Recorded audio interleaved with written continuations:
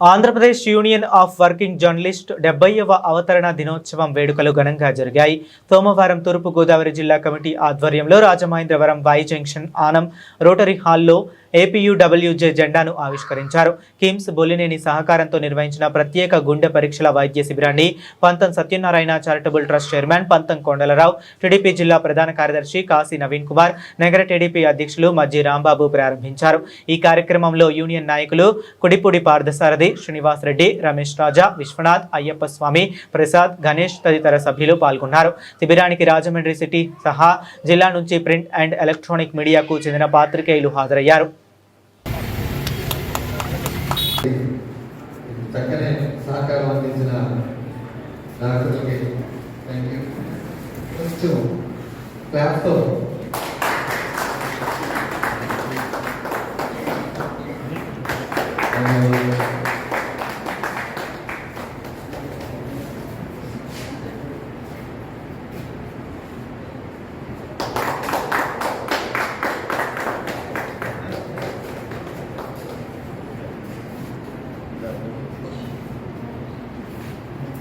చక్కటి కార్యక్రమానికి ఇచ్చేసిన డాక్టర్ రవికిరణ్ గారికి మా ఏపీయూడబ్ల్యూజే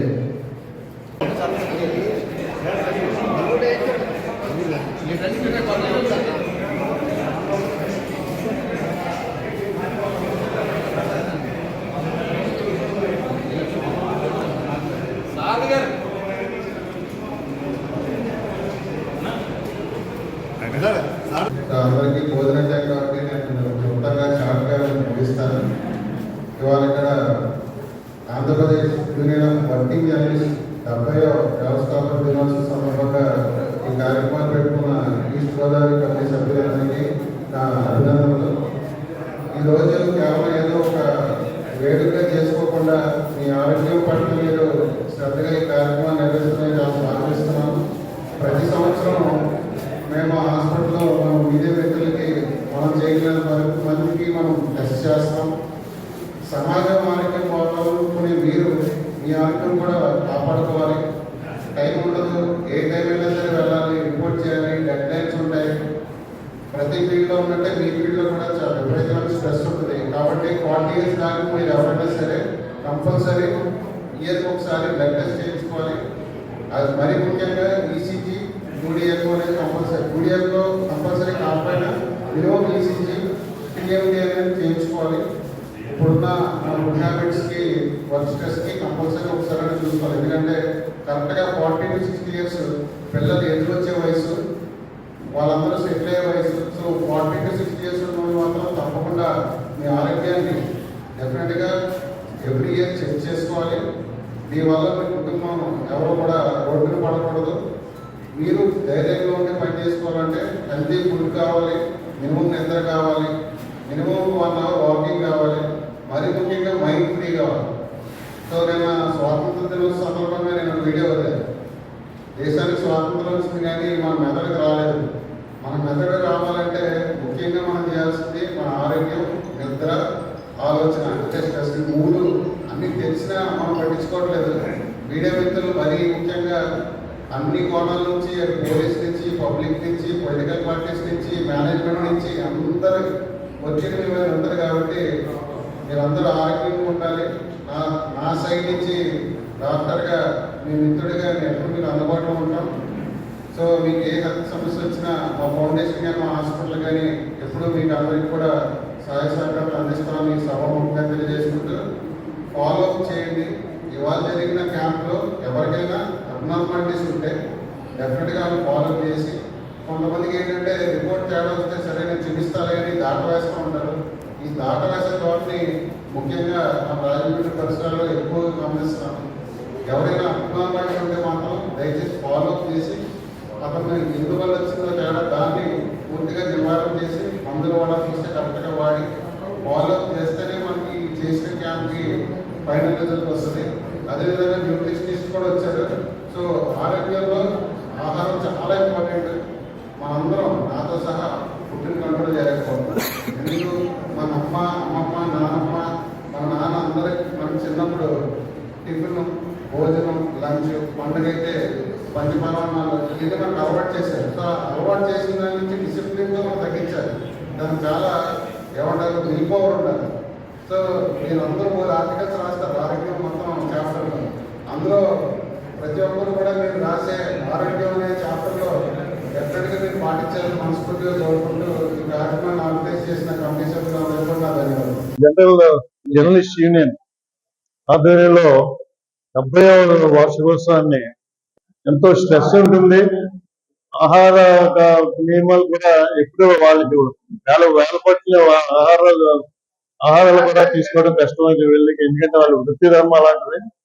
అది ఏదేమైనా ఈ కార్యక్రమంలో ఇటువంటి కార్యక్రమాలు ఎన్నో చేసి ప్రజల హృదయాల్లో వెళ్ళాలని చెప్పేసి మనస్ఫూర్తిగా కోరుకుంటూ, ముఖ్యంగా ఇంకా ఎక్కువ మాట్లాడితే బాగోదు, ఇది సమయం కాదు, ఇది కంటెస్ట్ కూడా కాదు.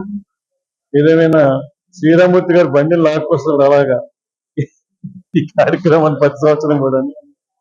ఆయనకి తోడు 70వ వసంతోత్సవం సందర్భంగా వాళ్ళందరికీ హృదయపూర్వక ధన్యవాదాలు.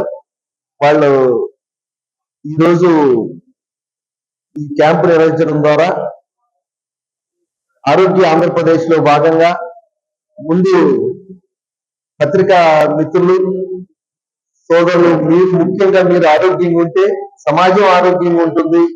మీరు ఈ వర్క్ స్ట్రెస్ టెన్షన్ లో పడి మీ ఆరోగ్యాన్ని మీరు పెంచుకోవట్లేదు. ఇంతకాలం రాజమండ్రిలో దొరకని సౌకర్యాలు అవన్నీ కూడా మనం పూర్తి స్థాయిలో రేపు ఉదయం గవర్నమెంట్ ఆరోగ్య సర్వీసుల ద్వారా కానీ స్కీముల ద్వారా కానీ అందుబాటులో తేవడానికి జనవరిలో మనం ఇక్కడ మన ఎదురుగుండే హాస్పిటల్ ఓపెన్ చేయడానికి ప్రయత్నాలు చేస్తున్నాం. సో అందులో అన్ని రకాల సేవల్ని ప్రజలకు ఉచితంగా మనం చేయడానికి ఏర్పాట్లు చేసుకుంటున్నాం. సో సమాజం ఆరోగ్యంగా ఉండాలంటే మీరందరూ ఆరోగ్యంగా ఉండాలనే ఉద్దేశంతో సదుద్దేశంతో ఈ రోజు క్యాంపు చేయడం శ్రీరామూర్తి గారు సారథి గారి ఆధ్వర్యంలో చేయడం జరిగింది. అందరూ దీన్ని సద్వినియోగం చేసుకుని అందరూ ఆరోగ్యంగా ఉండాలని మనస్ఫూర్తిగా కోరుకుంటున్నాం. Thank you so much. అవునండి, అవును. అందరికీ నమస్కారం అండి. ఈరోజు ఆంధ్రప్రదేశ్ యూనియన్ ఆఫ్ వర్కింగ్ జర్నలిస్టుల యొక్క దినోత్సవం నుంచి హృదయపూర్వకంగా జర్నలిస్టులందరికీ కూడా నేను శుభాకాంక్షలు తెలియజేస్తా ఉన్నాను. ప్రజలకి, ప్రభుత్వానికి, అధికారులకు మధ్య వారధులుగా పనిచేసేటువంటి పత్రికా ప్రతినిధులు కానీ, ఎలక్ట్రానిక్ మీడియా ప్రతినిధులు కానీ ఎప్పుడు కూడా అంటే వారి యొక్క పనికి సమయం అంటూ ఉండదు. అది ఉదయం కావచ్చు, మధ్యాహ్నం కావచ్చు, రాత్రి కావచ్చు, అర్ధరాత్రి కావచ్చు. ఒక ఇష్యూ ఏదైనా క్రియేట్ అయినప్పుడు సమయం చూసుకోకుండా వెంటనే స్పందించి ఆ విషయాన్ని ప్రభుత్వం దృష్టికి తీసుకెళ్లేటువంటి, అధికారుల దృష్టికి తీసుకెళ్లేటువంటి జర్నలిస్టులు నిత్యం ఎల్లవేళలా ప్రజాసేవలో ఉంటారు.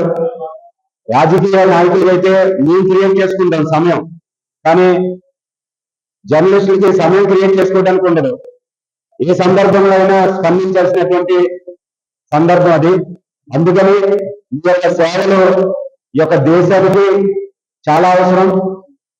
ఈ సందర్భంగా మీరు చేసేటువంటి కృషికి నేను హృదయపూర్వకంగా ధన్యవాదాలు, నమస్కారాలు తెలియజేసుకుంటూ చాలా చక్కటి కార్యక్రమం ఈరోజు మీరు నిర్వహిస్తా ఉన్నారు.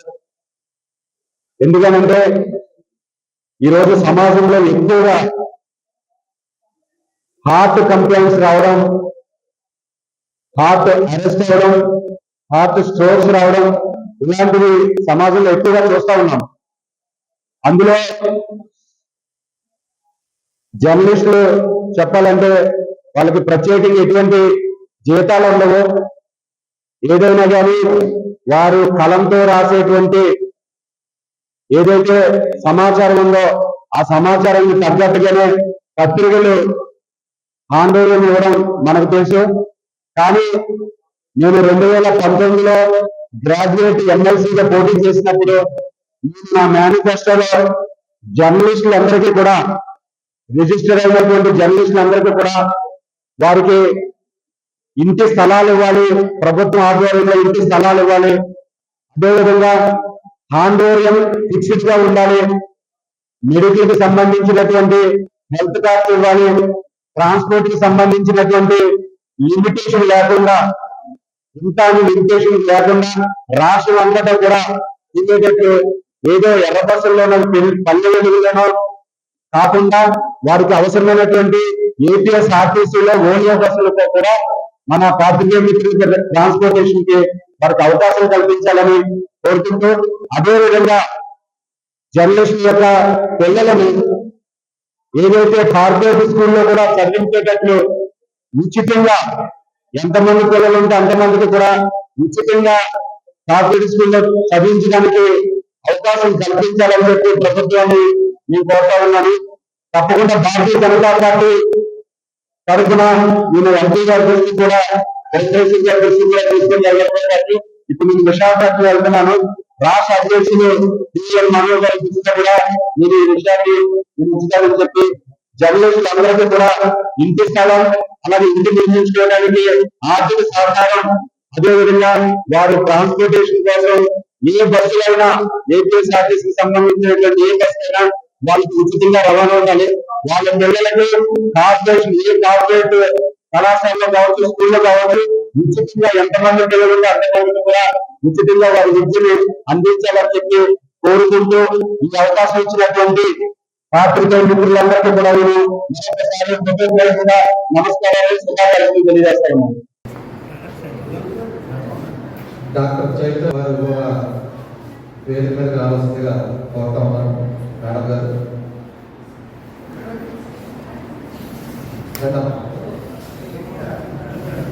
ఇప్పుడు డాక్టర్ రవికర్ గారిని ఒక నిమిషం మాట్లాడాల్సిందిగా